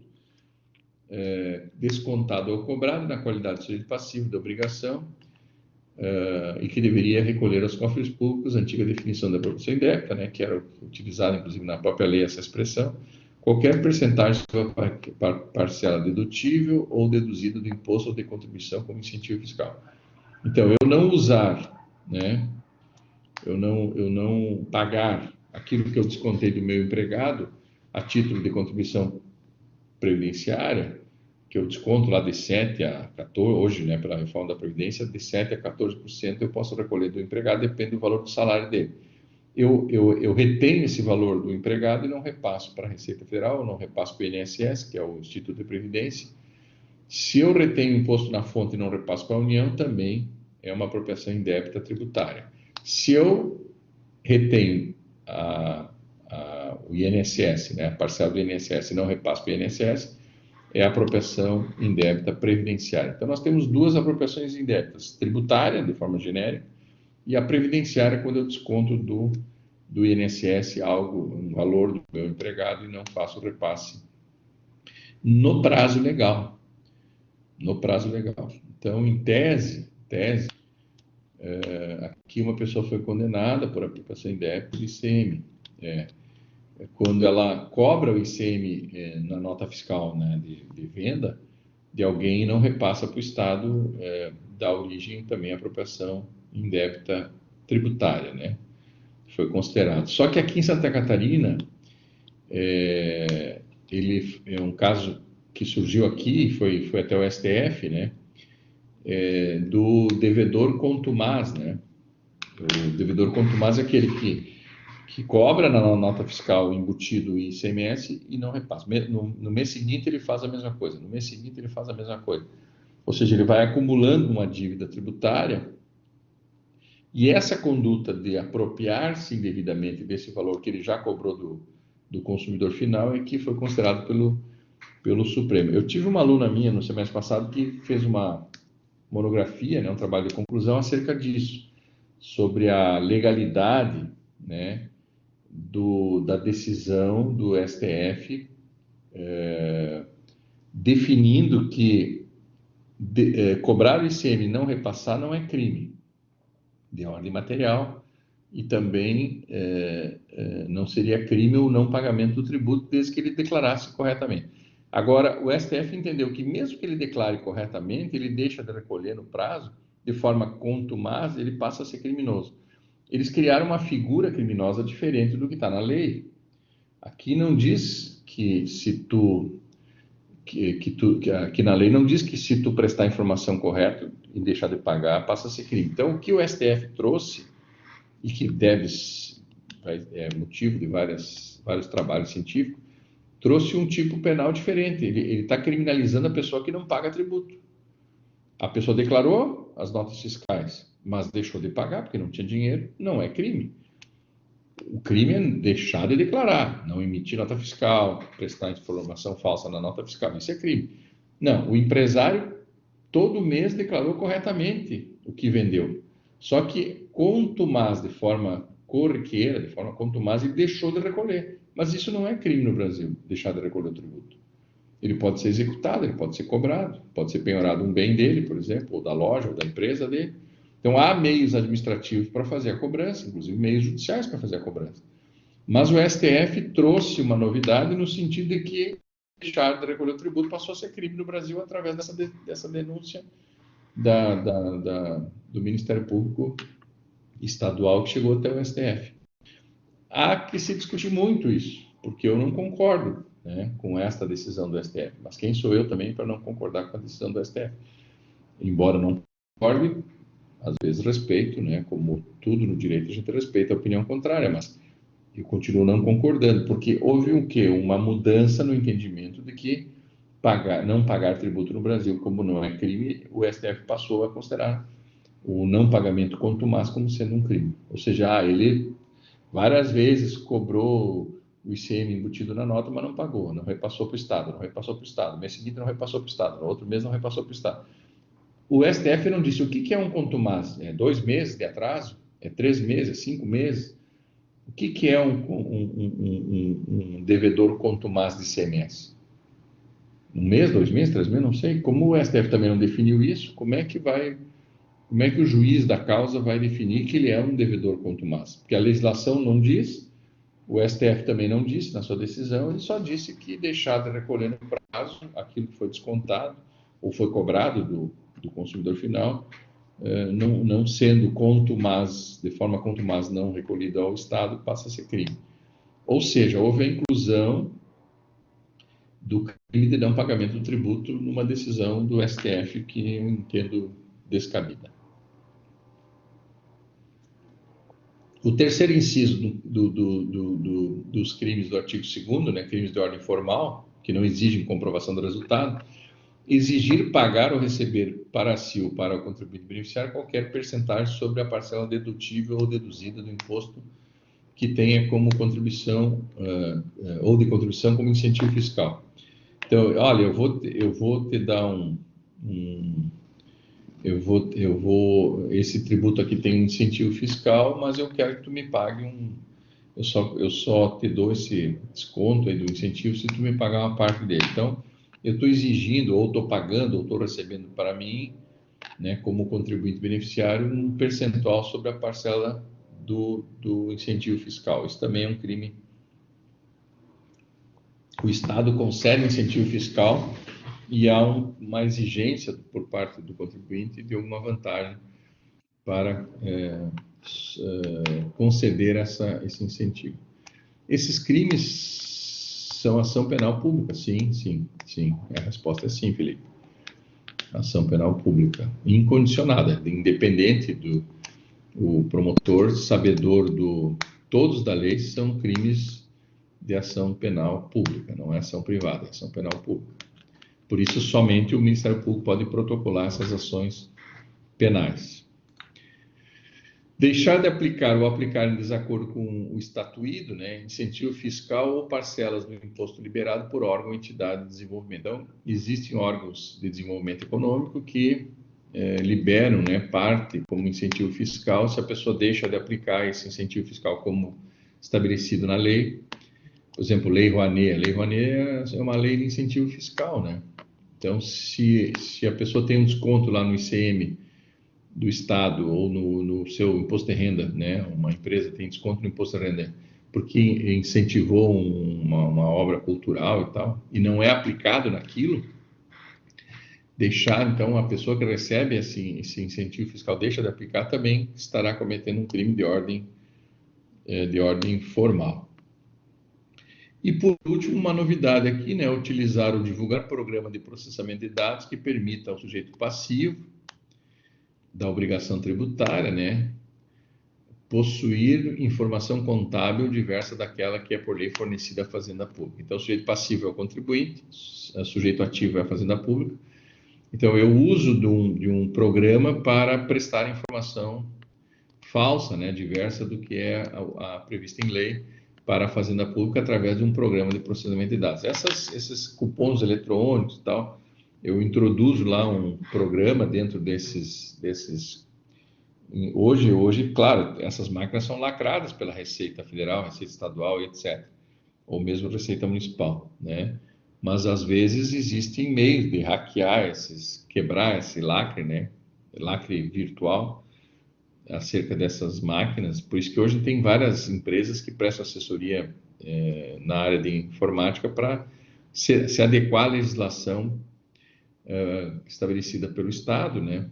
Nas arrecadações. Então, quando se usa ou se divulga um programa de processamento de dados que ludibria as informações a serem prestadas para a Receita, também é um crime de ordem formal. Vejam que essa empresa ela ajuda a reduzir a arrecadação tributária lá na frente, mas ela, em tese, diretamente não está reduzindo, mas ela vendeu, ela divulgou, ela utilizou de equipamentos que distorçam, né, ou que vão distorcer as informações.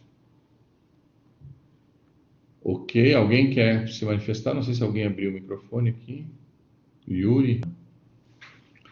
Bom, nós estamos no slide 20, onde nós trabalhamos até aqui os dois tipos criminosos estabelecidos especificamente dentro do direito tributário, que são os crimes do artigo 1º e os crimes do artigo 2º da Lei 8.137. Esses crimes do artigo 2º, porque não trazem, em tese, não trazem obrigatoriamente como comprovação do crime a necessidade de comprovação de supressão ou redução de tributo, a detenção é de 6 meses a 2 anos, mais multa, como eu já tinha falado. Então, vejam, os crimes do artigo 1º só serão considerados tipificados, né, se houver lançamento e comprovação inequívoca da redução ou supressão na arrecadação tributária. Os crimes do artigo 2º, que são mais brandos, estão tipificados apenas pelo aspecto formal, ou seja, cometo os crimes da mesma natureza que o do artigo 1º, só que o resultado não necessariamente trouxe, né, como resultado necessariamente a supressão ou redução. Então, os crimes do artigo 1º, que são crimes de ordem material, os crimes do artigo 2º são crimes de ordem formal. Os crimes de ordem material, por trazerem prejuízo à arrecadação tributária, sanção de 2 anos a 5 anos, e os crimes de ordem formal, que não trazem, em tese, prejuízo ao erário, sanção de detenção, presta atenção, um é reclusão e o do artigo 2º é detenção, de 6 meses a 2 anos, mais multa. Tanto um quanto o outro tem multa de acordo com a capacidade contributiva, né, capacidade financeira do apenado.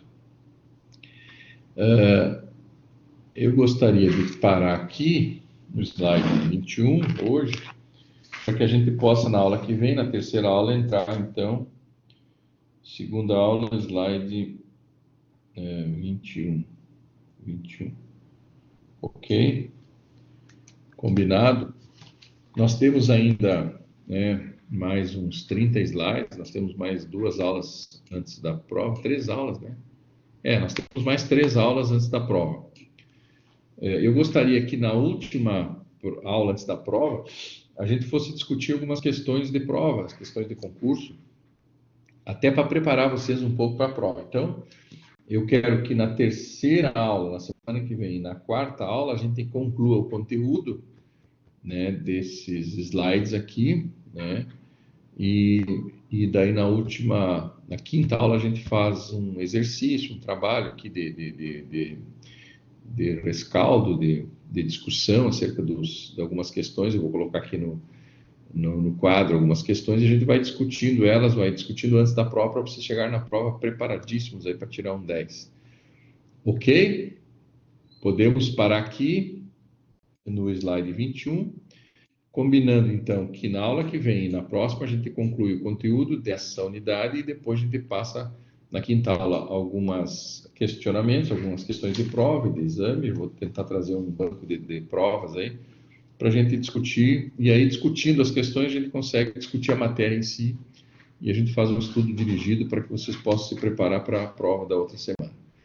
Então, quero agradecer a presença de todos nesse momento em que eu abro a câmera aqui para que a gente possa se enxergar, esperando que vocês tenham uma boa semana, né? Obrigado pelo comparecimento. Quem entrou depois ou não recebeu a presença, por favor, entre em contato aqui agora, eu vou fechar a gravação, e aí a gente pode alterar ainda o diário online se alguém compareceu depois da chamada, para que a gente possa corrigir.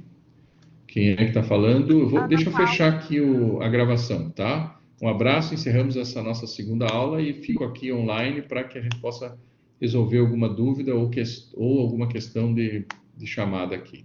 Fechando, então, a gravação de hoje. Muito obrigado.